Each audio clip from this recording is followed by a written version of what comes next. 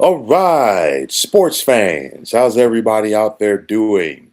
William Martin coming at you one more time here on YouTube with another edition of the 300 Pounds of Sports Knowledge Podcast. So, one recent trend that we've seen in the National Football League is teams moving on quickly from quarterbacks that they drafted in the first round. And the next team that could be adding their name to this growing list would be the Minnesota Vikings. Now, 2 years ago, J.J. McCarthy was one of six quarterbacks who were taken in the first round of the draft, but unlike his constituents, McCarthy appears to be on shaky ground with a team that brought him into the league. Now, in 2 seasons with the Vikings, McCarthy has only appeared in 10 games, which is due in large part to him missing his entire rookie year with a knee injury.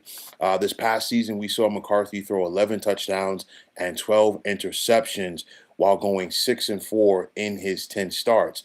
Now, the Vikings offense was not great with JJ McCarthy at the controls as they regressed in a big way from what they were in 2024 when Sam Darnold was the starting quarterback. Now, most notably, the production of wide receiver Justin Jefferson dipped big time. He had nearly 500 yards less receiving this past season in comparison to 2024, while only having a pair of receiving touchdowns. You look at Justin Jefferson's stats for the last season. He basically had to fight, scrap, and claw to get 1,000 yards receiving. And that is something that you don't think of when you think about Justin Jefferson. You go back to 2023, Justin Jefferson had 1,074 yards, but he only played in 10 games that season for the Vikings. This past season, JJ was a 17-game participant for Minnesota. But nonetheless, you have to wonder, okay, if McCarthy is going to have the opportunity to get the kinks out, if you will, in his game with the Vikings.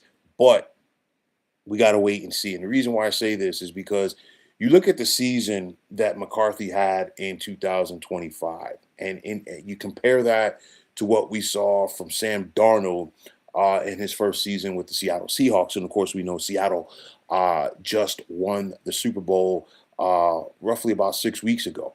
And of course, in Sam Darnold going to Minnesota, Seattle allowed him to leave town scot-free. Or Minnesota, excuse me, allowed him to leave town scot-free. Now, Vikings head coach Kevin O'Connell, we saw him throw the now former Vikings general manager Kwesi Adolfo-Mensah under the bus, as it was reportedly the general manager's decision to take McCarthy and not that of KOC. Now, Justin Jefferson's less than glowing public comments about JJ McCarthy after the Viking season was over. Something else that I think could be very telling about this situation. So far this offseason for the Vikings, we've seen them sign quarterback Kyler Murray after he was released from the Arizona Cardinals. And then last week, it was Carson Wentz who was brought into the fray for Minnesota. And when you see these moves that the Vikings have recently made, along with the fact that Kevin O'Connell has basically come out and said that JJ McCarthy is not his guy. What is next for the former national title winning quarterback from Michigan? My thing is this: what happens going into this season if McCarthy is the third quarterback on the Vikings depth chart? The Vikings can honestly come out and say all that they want as far as, like, what, they still want to work with JJ McCarthy. They still want to see, like, try to develop him, this, that, and the third. But you could see the writing on the wall, and people are not foolish, okay? My thing is this: there are reports now that the Vikings had a trade offer on the table last year from the Las Vegas Raiders following the 2024 season to trade for J.J. McCarthy. And of course, we know that also, along with those reports, that Kwesi Adolfo-Mensah turned it down.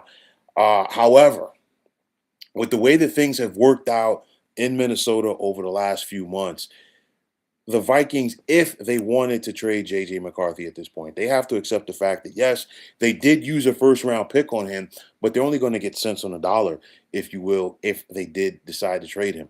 Honestly, in my opinion, okay, I feel like the bottom line is that it would be in everybody's best interest for the Vikings and McCarthy to divorce. Because my thing is this: why keep a guy, especially at the quarterback position, that you really don't want? And I feel like the Vikings organization, whoever's left there from the time of JJ McCarthy's being drafted there, they don't want him. Okay. And I think they're clearly showing you that. And for me, it's one of those. I think if you're another team, it would be kind of prudent for you to try to go out there and make a move on a JJ McCarthy if the Vikings were ready to unload him. Because guess what? You're going to get him on the cheap. It might only cost you a third or a fourth round pick at this point to possibly take McCarthy off of the Vikings' hands. And I guarantee you, if that were to be the case, there would be some takers around the NFL. There's some teams out there that would definitely want to try to take the opportunity to develop a JJ McCarthy. I look at the New York Jets, and this is just hypothetically throwing it out there. You look at a team like the Jets, okay? They recently signed veteran quarterback Geno Smith. But given Smith's age at 35 in the season that he was coming off of with the Raiders, along with the fact he only signed a 2-year deal with the Jets, is he really the long-term answer there? Okay, I'm just throwing this out there. Agree with me or disagree with me. It's all good. You look at the Pittsburgh Steelers. Okay, they just got a new head coach in Mike McCarthy, and they're going to have to find their future option at quarterback. I mean, sure, there's an outside chance that we see Aaron Rodgers return for the 2026 season, but how many more years can you have of Aaron Rodgers and expect him to be Aaron Rodgers? Not that many. I think if Aaron Rodgers does come back for 2026, that would clearly be it. I said this, and I'm going to keep saying this. I'm going to throw the Rams out there, okay? Because clearly you have Matt Stafford in place, but the end is going to soon be near for him as well. Could the Rams possibly use an heir apparent like maybe a JJ McCarthy? But you think about it. KOC came from that Sean McVay coaching tree, and I'm sure that they talk. Okay, so would that put a damper on that thing potentially? You never know. A team like the Arizona Cardinals, who just released Kyler Murray, there's a lot of teams out there that need a quarterback. And the other question is, if the Vikings, and this is a big if they were to put McCarthy out there on the trade block, do teams feel that he's a better option uh, at quarterback as opposed to who is coming out in this year's NFL draft? We would have to wait and see. But next, nonetheless, you look at it because this problem's not going away, and it's a problem, okay? And it's a problem that the Vikings created, and this is a prime example of what happens when everybody in the decision-making room, if you will, is not on the same page. And we've clearly seen this with Minnesota in regards to one JJ McCarthy. This is going to be a growing saga. It's not going away anytime soon. And the Vikings can now try to put a positive spin on it all that they want and say that they're all, they want to develop JJ McCarthy. I'm not buying it. Okay. I'm really not. And it's one of those things, again, every time that you blink, it just becomes more and more evident that Minnesota does not want him, even though that they're saying that they do. You also have to look at it like this. After the season that the Vikings just had, could McCarthy's job be on the line in 2026? And could a guy, but not McCarthy, excuse me, Kevin O'Connell, could his job as a Vikings head coach be on the line in 2026? And with that said, if you're a head coach and your job could potentially be on the line, you got a young quarterback who could just be in the crosshairs of that, and that head coach is going to put whoever he needs to put out there in order to save his job. So at the end of the day, I don't see a long-term future for JJ McCarthy with Minnesota, in spite of what they say. Your star wide receivers basically, put some cryptic words out there. Your head coach is basically in a roundabout way said he didn't want you. And again, JJ McCarthy did not have a great 2025. Do not get me wrong.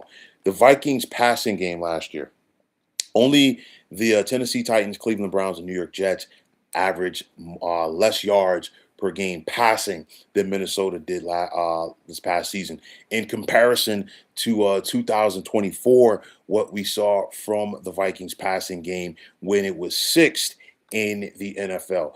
Minnesota averaged more than 239 yards per game passing in 2024 in comparison to just 166 yards per game passing last season. That is a big time drop off. So I look at JJ McCarthy, he still needs development. And I really do think the knee injury that he suffered in 2024 really set him back. And of course, we have to see, is he going to be able to make that next step in what is basically now going to be his second full season in the National Football League? And like I said before, is he going to get that opportunity to do that in Minnesota? I don't think so, because Kyler Murray did not come to Minnesota to be a backup. And if you're the Vikings, you don't sign Kyler Murray to go out there and be a backup. And a guy like Carson Wentz, is it going to be Carson Wentz and JJ McCarthy competing for that backup spot? We have to wait and see. But nonetheless, JJ McCarthy wants to show what he can do.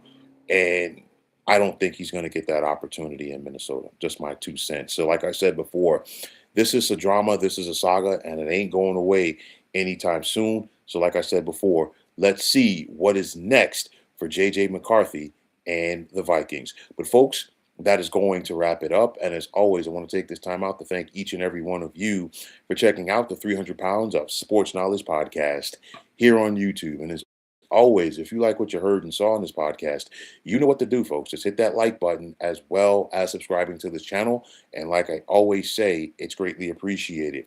Also, if you are on the X, formerly known as Twitter, you can check me out anytime at 300 Pounds of Sports. And like I always say, if you give me that follow, it will be my pleasure to do the same in return. And that also goes for Instagram. You can check me out at 300 Pounds of Sports Knowledge. Also, if you're on Facebook, definitely be sure to check out the Sports Depot 365. And as far as I'm concerned, one of the better sports groups going on social media. But until next time, fine folks, my name is William Martin, and I am signing off. And I'm saying thanks once again for checking out the 300 Pounds of Sports Knowledge podcast here on YouTube. Be well, everybody.